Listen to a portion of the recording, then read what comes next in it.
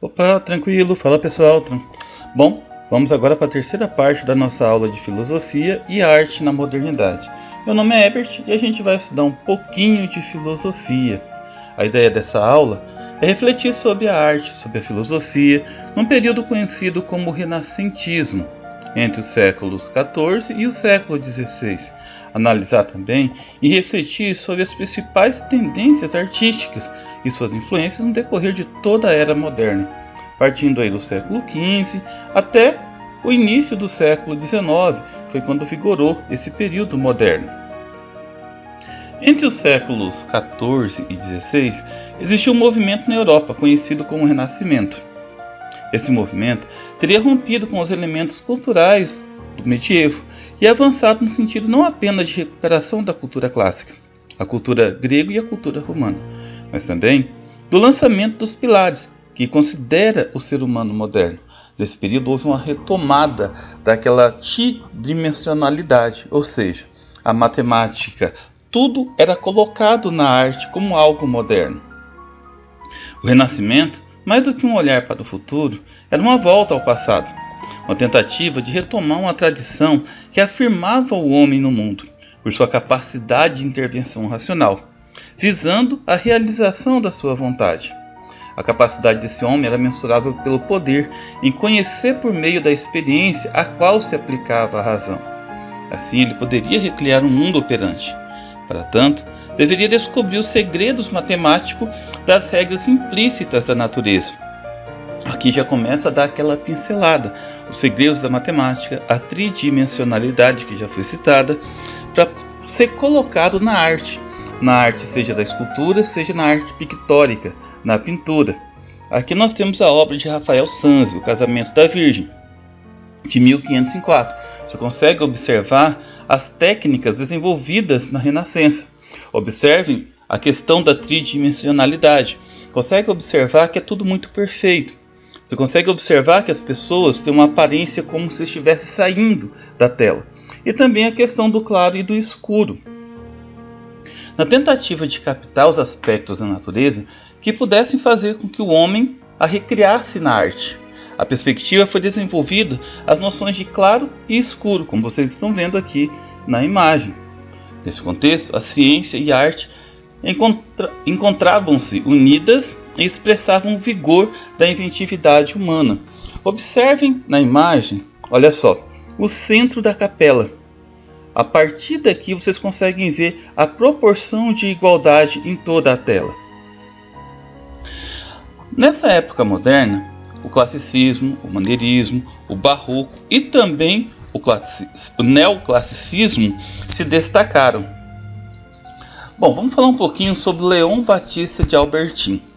Alberti foi um pensador italiano da Renascença que, entre outras questões, abordou o tratamento técnico da luz e sombras, teorizando a transcendência na obra de arte e a possibilidade de se pensar em outros planos e mundos com base na capacidade pictórica da arte renascentista.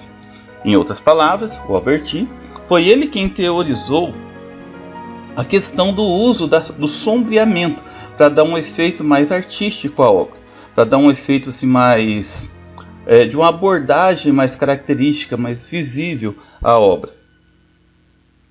Com base na representação do claro e do escuro, a pintura se transforma em uma representação mais fiel do mundo.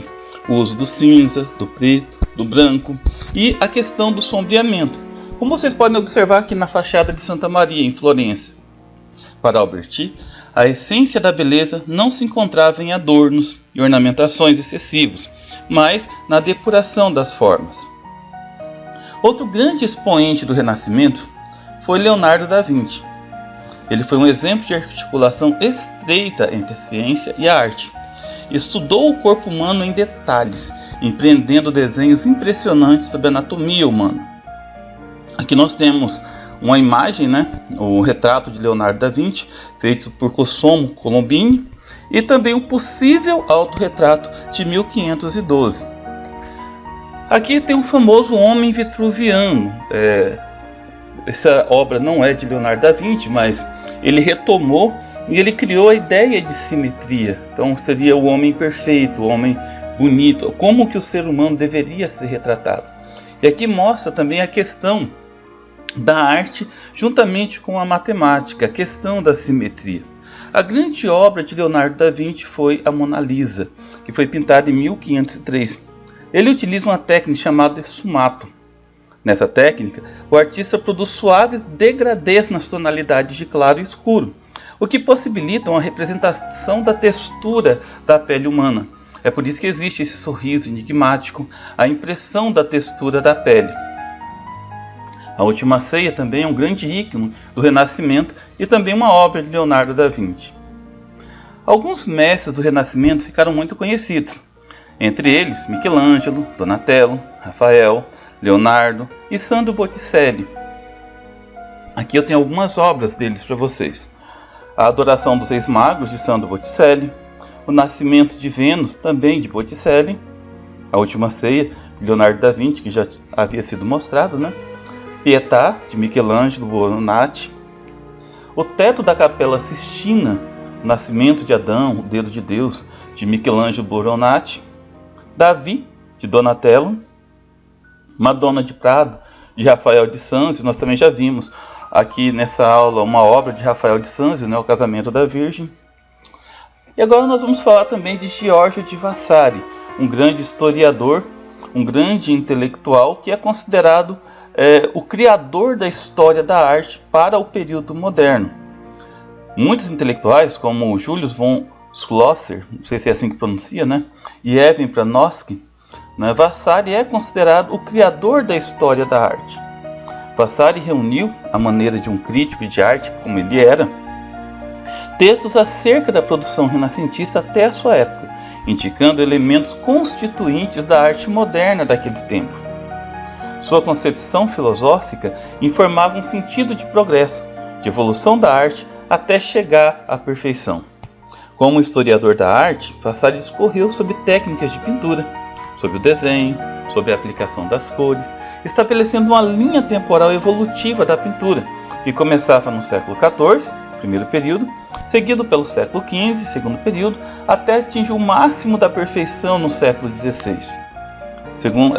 Se hoje Vasari fosse vivo, ele não ia considerar nenhuma obra de arte bonita ou perfeita, porque para ele o jogo de claro e escuro, a tridimensionalidade que era usado na Renascença, era o ápice da perfeição. Bom, agora nós vamos entender um pouquinho a diferença entre a arte clássica e a arte barroca. Então, aquele classicismo utilizado na Renascença, que foi olhado a tridimensionalidade, até chegar no barroco, possui algumas diferenças sutis. Então, vamos entender um pouco essas diferenças. A arte renascentista era marcadamente uma procura por simetrias, por proporções e medidas que pudessem decodificar a natureza. Na obra A Escola de Atenas, de Rafael Sanzio, ele mostra a arte clássica de maneira clara. Aqui estão representadas as noções de tridimensionalidade, no jogo de claro e escuro e também de geometrização. Então essa obra tão clássica já caiu no Enem, já caiu em vários vestibulares. Aqui tem a representação de todos os grandes clássicos da filosofia, vindo desde Sócrates, Platão, Pitágoras, até o período moderno. Ele mostra bem essa dinâmica. Você pode acrescentar aí que Pitágoras e Euclides aparecem na parte inferior da pintura, como informando ser a obra um sólido alicerce da matemática. Só que o mais significativo é a apresentação de Platão e de Aristóteles no centro da pintura. A arte barroca provém da radicalização desses elementos renascentistas, exaltando o exacerbamento tenso, dramático dos postulados estruturantes da arte clássica. O contexto é de fricção, tanto entre o radical quanto o emotivo. É a questão entre a razão e a fé. Surge aqui uma retomada lá das ideias tomistas da escolástica. A reforma e a contra-reforma balizaram a produção barroca. Nessa imagem aqui, sobre Judite e Olofênis, você consegue observar essa carga dramática tão forte na imagem, as expressões das pessoas muito fortes, a questão do claro e do escuro que mostra toda essa carga tensa. E um pequeno contexto, né? Quem foi Olofênis? Né? Foi um general comandado por Nabucodonosor, que pretendia a completa submissão do povo hebreu.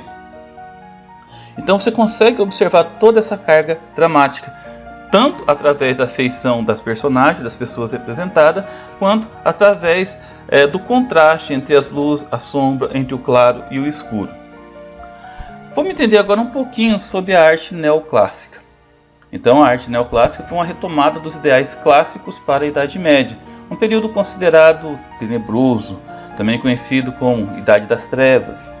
Essas ideias alimentaram um projeto de governo, um projeto de sociedade, de economia, em que a razão imperasse sem rivais. Também ficou conhecido durante o século XVIII como o Iluminismo, ou no século das Luzes, que era uma retomada, uma mudança da Idade das Trevas. Aqui nós temos como exemplo o Portão de Brandesburgo, em Berlim. Observe que isso aqui é uma pequena retomada do estilo clássico dentro da arquitetura. Observe que as colunas estão no estilo grego. Não possui mais aquela ideia de arco. E também é um indicativo de um modelo constituído na Grécia Antiga e que foi retomado. O estilo neoclássico ele desenvolveu-se após as escavações das ruínas da cidade de Herculano e de Pompeia. Foram retomadas bastante obras durante essas escavações. A publicação do livro Antiguidades de Atenas, de James Stewart e Nicholas Evert, e a chegada em Londres do friso de Panternon de Atenas, retirados da Grécia pelo Lord Elgin. E aqui nós temos um trecho dos mármores de Elgin. Segundo consta, essas obras de mármore foram feitas por Fídias e seus alunos, e eles faziam parte do Pantenon de Atenas. Para concluir, a arte neoclássica foi muito difundida na arquitetura, como se observa no Teatro Real, do alemão Friedrich Schlegel, o Pavilhão Real de Brighton, do britânico John Nash.